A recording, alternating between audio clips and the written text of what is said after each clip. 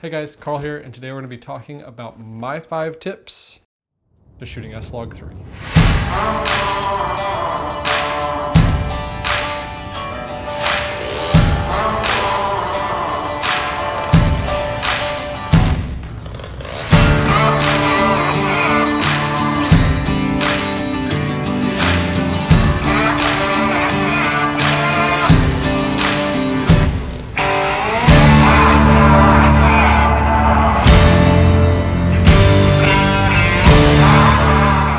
Tip number 1, white balance.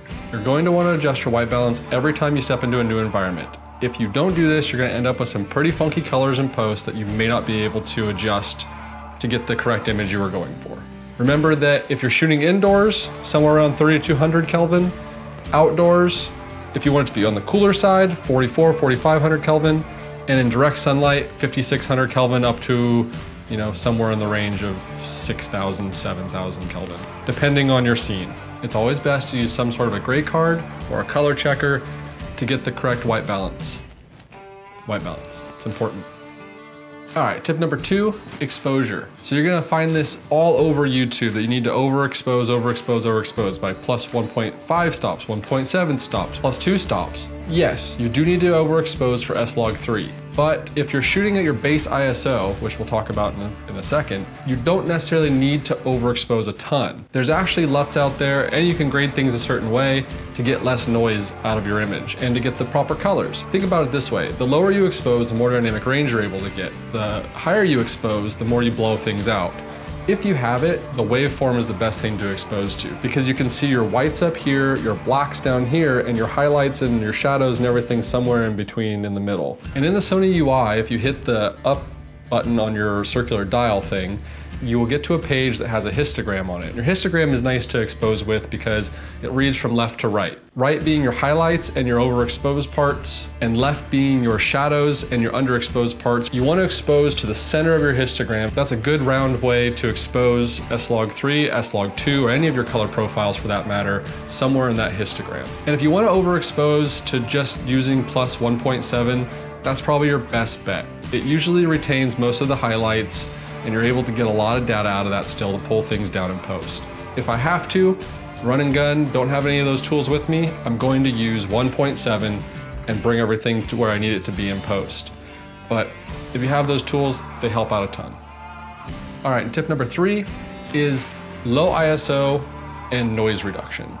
Now we all know that the A7S III, for instance, has dual native ISO. Does and doesn't. It's not called that, but it pretty much does. 640 is your base ISO for SLOG-3, and then you have another base ISO of 12,800 as your high sensitivity ISO. When shooting SLOG-3, you want to pick somewhere really close to those two, because the higher you go from those numbers, 640 down here, 800, 1000, 1600, those are going to get noisier and noisier as you go. The noise floor is going to rise. As soon as you get to 12,800, the noise floor drops way low again and there's practically no noise. Now you still can have noise at these ISOs. If you do not overexpose at these ISOs, if you don't adjust your shutter speed or your f-stop to get the proper exposure, you're still going to have noise. You still want to overexpose by 1.3, 1.7, or 2 stops over, just so you get rid of that noise floor. Tip number 4, LUTs. Now let's be real, we've all used a LUT from time to time. It's the easiest way to grade your footage. And there's a million of them for sale and people make a lot of money selling you LUTs. LUTs do not mean that your footage is magically going to be transformed into this beautiful cinematic thing when you put this LUT over the top of it. A LUT is just a lookup table. So it grabs colors and puts them into certain places for those and you can adjust them accordingly. That's why when you buy a LUT pack and you put the specific LUT that you saw someone grade with on their YouTube video and you purchased it for $15, guilty, done it before, your footage turns out nuclear. Greens are super bright or super low, and your sky looks teal instead of blue, and your clouds are all pink or purple, and you don't know what to do from there because you saw this person just throw a LUT on top of their stuff and it looked great. You gotta be careful with LUTs. You can use a LUT as a finishing touch, but you have to get the image to a certain point first using your shadows, your whites, highlights, your blacks, some saturation, contrast. These are all things you're going to have to learn to adjust and to make an image base. Bring it to a Rec. 709 before you put a LUT over the top of it. There are LUTs that Sony gives you, I'll put a link down below, that are great if you want to bring your SLOG-3 footage into a Rec. 709 workspace. And then you can grade off of that and make that image whatever you want it to be. The cool thing about log is the fact that you have so much space to adjust things.